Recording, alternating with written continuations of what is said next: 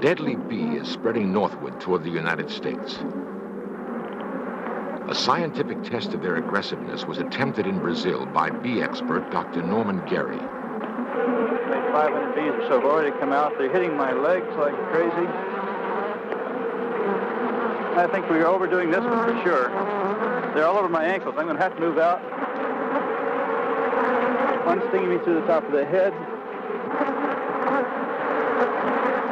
Because I wasn't prepared for the kind of action we're getting here.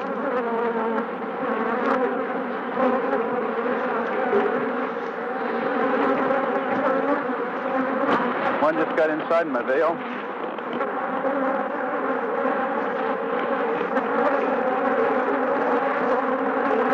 They're absolutely all over me.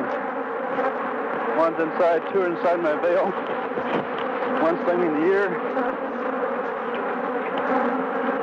Sure wasn't prepared for this one.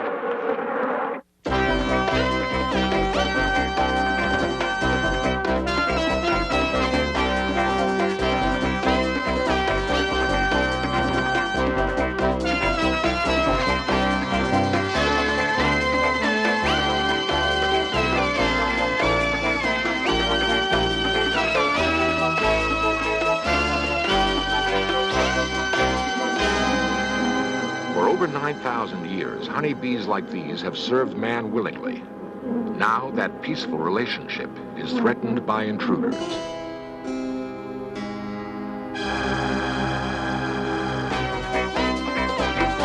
This series presents information based in part on theory and conjecture. The producer's purpose is to suggest some possible explanations, but not necessarily the only ones, to the mysteries we will examine.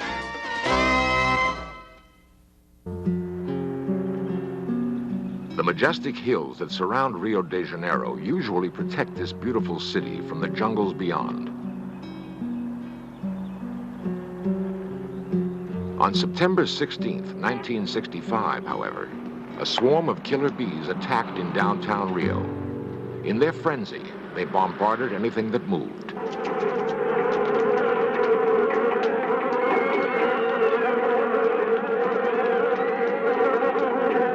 "60 people were badly stung." A fierce new breed of honeybee now threatens the once happy partnership between man and bee. It is a threat, however, that must be met with understanding, not fear. Frightening as it seems, the killer bee deserves our respect. It works harder, lives longer, breeds faster, and produces up to twice as much honey as other bees. To comprehend the behavior of killer bees, we must look first at the European honeybee, common in the United States. Dr. Norman Gary is an expert in bee behavior. To him, the complex and usually unseen world within a beehive is a familiar yet ever fascinating place. Ordinary smoke pacifies the bees, allowing a close inspection of the hive. Inside lies a highly organized insect society. Bees, in fact, are among the most social of all living things. The pure beeswax combs, composed of thousands of geometric cells, form an intricate housing unit. Certain cells store pollen and honey. Others are used as brood chambers to raise new bees. Most of the hive is made up of workers, each with a special job to perform. Some workers do nothing but fan their wings at the hive's entrance. They are the air conditioning unit, fanning tirelessly to ventilate the hive, maintaining an even temperature. Other bees work at keeping the hive clean, or in building and repairing the vital combs. No bee is ever without a job. The work of maintaining the hive is continuous. Mortician bees specialize in removing the bodies of dead bees. One way or another, deceased workers are unceremoniously cast away. At the center of every hive is a larger, dominant bee, the queen. Constantly surrounded by a coterie of attendants that does nothing but feed and groom her, the queen is literally mother of the hive. She exudes powerful odors, or pheromones, that give the workers a sense of communal security and ensure that no new queens will be bred. Yet her most important role is as the hive's sole egg layer, up to 1,500 eggs each day. For 3 weeks, the new eggs develop and grow.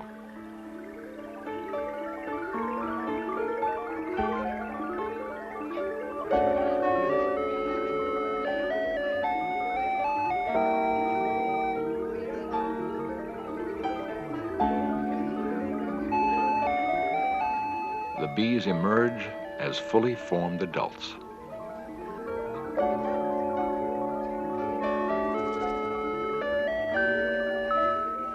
Each new bee chews through the capping of its brood chamber, ready to go to work. A bee's life will last but 6 weeks.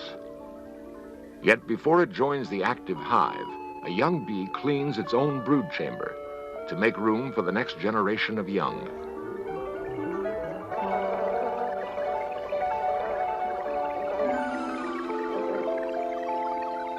Soon, the new worker bees begin the task of finding sweet nectar and pollen, on which the entire hive depends for survival. On returning to the hive, workers perform an intricate dance, which communicates to other bees the exact location of a newfound food source. It is not long before a group of workers has found the spot and begun the delicate work of collecting food. In a way not yet fully understood, bees can actually remember the exact location and time of day at which a certain flower produces nectar.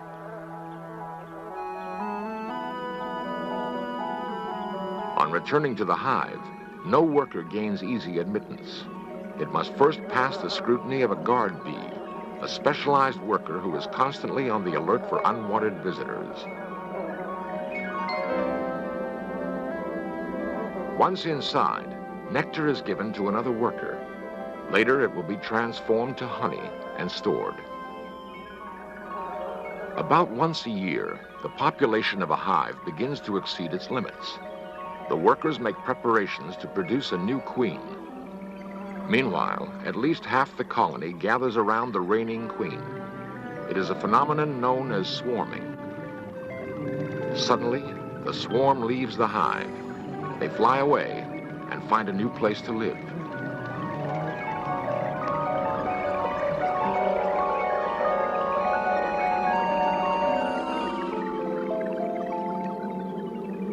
The bees common in the United States are derived from the Italian honeybee, which was deliberately introduced here.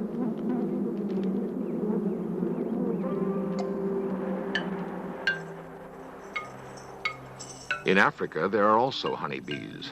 In most ways, they are like the bees in North America. Yet in some respects, they are very different.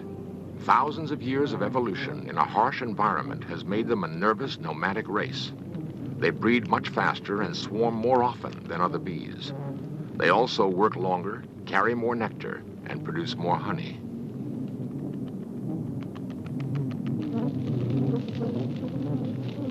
Their unpredictable habitat, where sudden brush fires are common and predators in search of sweet honey are numerous, has given these bees a temperamental disposition. They live on constant alert.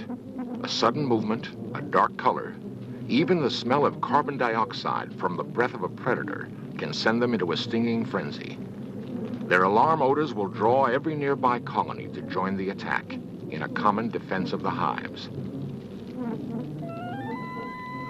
In 1956, at the University of Sao Paulo, this man, Dr. Warwick Kerr, imported 26 hives of pure African bees to Brazil.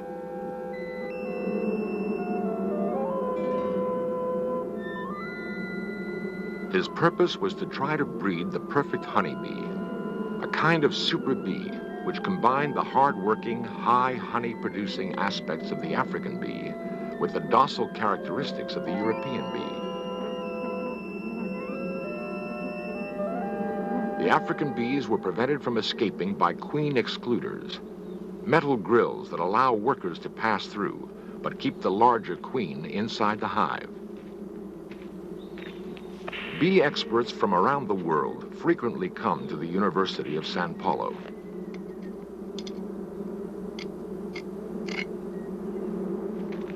In 1957, a visiting beekeeper mistakenly removed the queen excluders from all of the African hives. The accident occurred at a time when the hives were ready to swarm.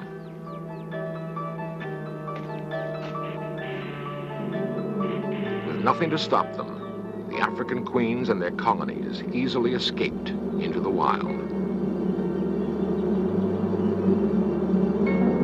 Hundreds of thousands of pure, aggressive African bees swarmed into the countryside. They quickly established wild colonies and continued to breed. Though no one suspected it at the time, the accidental escape of the African bees was the prelude to disaster.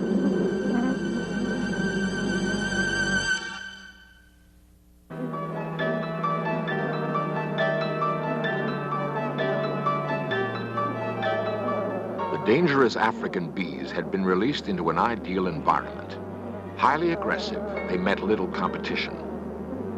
Often they marauded native hives, killing the bees, robbing honey, and taking over their homes. They multiplied at an astonishing rate and established colonies nearly everywhere, in trees, under tile roofs, in the ground, in abandoned cars. Once gentle hives suddenly turned dangerous. The sensitive, easily disturbed killer bees were taking over. Cows and other farm animals were attacked. Thousands had been killed. Vibrations from tractors and other equipment caused savage attacks on many farmers. At the Church of Santa Barbara in Niterói, a wild swarm swooped inside during Mass, stinging the congregation. In 1973, firemen used flamethrowers to destroy a wild swarm which had attacked over 300 people at a funeral service. A handful of dirt thrown at them triggered the attack. On several occasions, the commotion of a soccer game has caused bees to launch mass stinging attacks on players and spectators. In 1974, in Recife, Brazil, Jose Ferreiro was hospitalized after being horribly stung by a swarm of killer bees. Several days later, he died. In Rio, a wild swarm entered a movie theater, badly stinging the audience. In Curitiba, an autopsy found 80 bees in this farmer's stomach. 3 fishermen barely survived another attack. Since 1957, thousands of people have been attacked and badly stung by killer bees.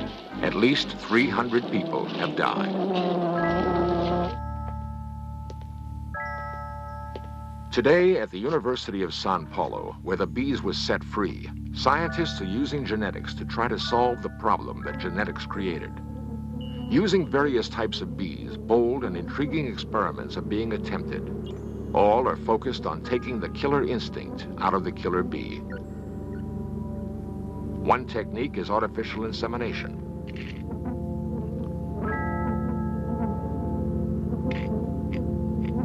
Drones, the stingless bees that fertilize the queen, have been collected from special hives. These drones represent an extremely gentle European variety.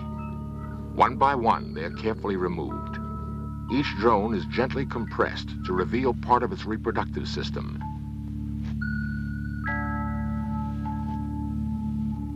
With a special micro syringe, drone semen is delicately drawn away.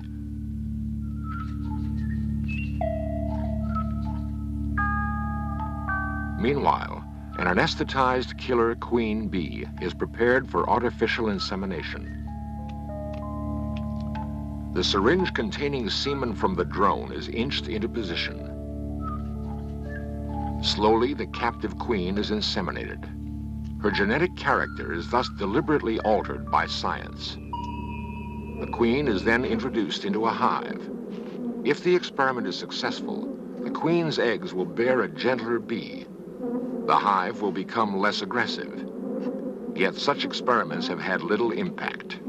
90% of all killer bees live and breed in the wild, completely uncontrolled. Another attempt to solve the killer bee problem has been to produce mutant bees by exposure to high radiation. A mutant bee, which is physically unable to sting, has been produced recently. It may offer some hope for the future.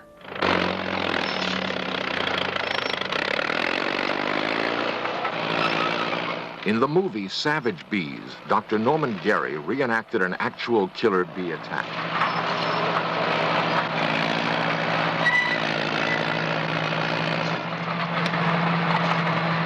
The death of a single bee releases a chemical odor that drives a nearby swarm into a killing frenzy.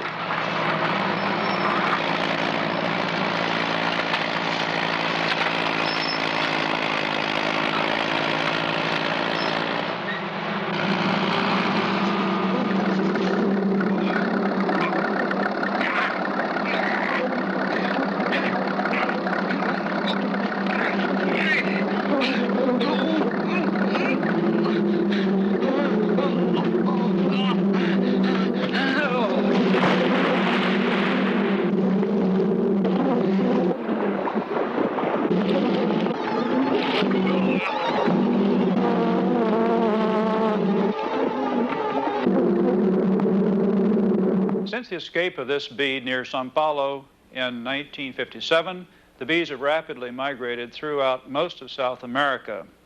They're presently going through the Guianas, and they've just been reported in Venezuela. Should they continue their northward migration at 200 miles a year, they could reach the U.S. by 1990.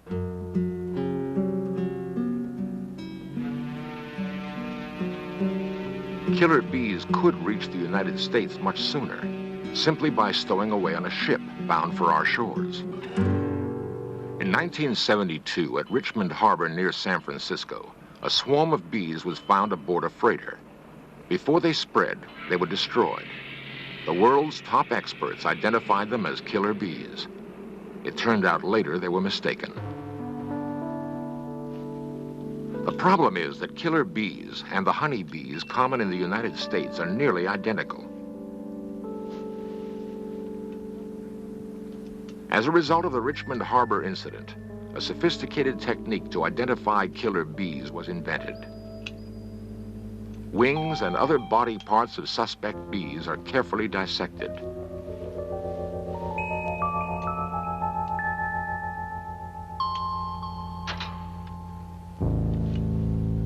The parts are then projected. 25 specific features are precisely measured and recorded.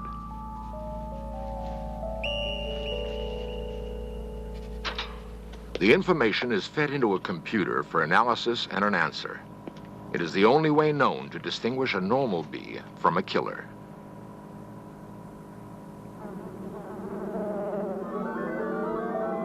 When the killer arrives here, there may be an additional impact. Every year, honeybees are used to pollinate billions of dollars worth of agricultural crops. The aggressive, hard-to-handle killer bee could make this impossible.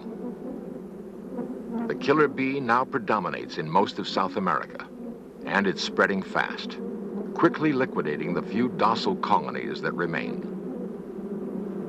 This year, Dr. Gary visited the University of Sao Paulo. One of his objectives was to attempt again a test of the killer bee's aggressiveness. Viewed through an electron microscope, a bee's stinger is clearly a formidable weapon. It is not a single needle, but a three-pronged drill. The main shaft pierces the victim, while two jagged arms alternately stab downward, pumping venom. The venom is contained in a large sac above the sharp sting apparatus.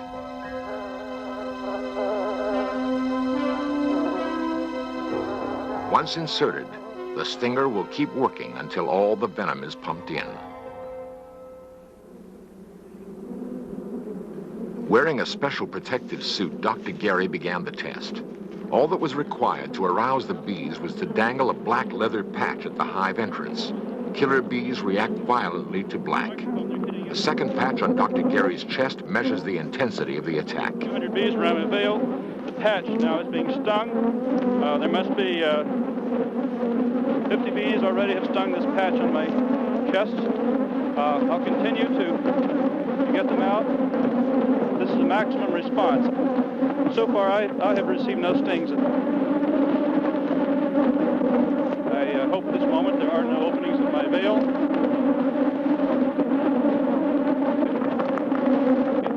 Well, there must be 300 or 400 stings in my leather patch. I can actually feel them pelting my leather gloves. They're coming out with such activity. It's amazing. I actually feel the bees hitting me. I made it about the same number of bees around the big camera. There's only one sting at this point that concerns me, and that's the one in my arm. I would estimate that the cameras themselves have at least 100, maybe 200 bees on there. Of course, they can't sting the camera. Even as Dr. Gary left the hive area, the bees persisted in their attack. Killer bees will pursue a victim great distances, stinging all the way. Killer bees don't calm down easily. They remember their anger for as long as 24 hours.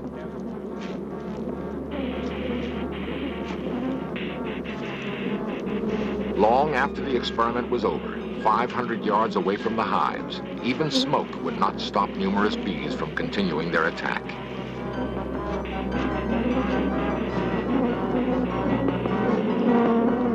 Killer bees are unlike any honeybee that we have known. Unless stopped, they will live up to their name. Steadily, millions of killer bees are swarming northward toward the United States. Scientists have suggested various ways to stem the bees' advance. Everything from introducing armies of docile drones that might dilute their aggressiveness to building a giant bee net at the Panama Canal. So far, nothing has been done. When the killer bees will arrive and exactly how they will behave when they get here, we don't know. For now, there seems to be little we can do but watch and wait.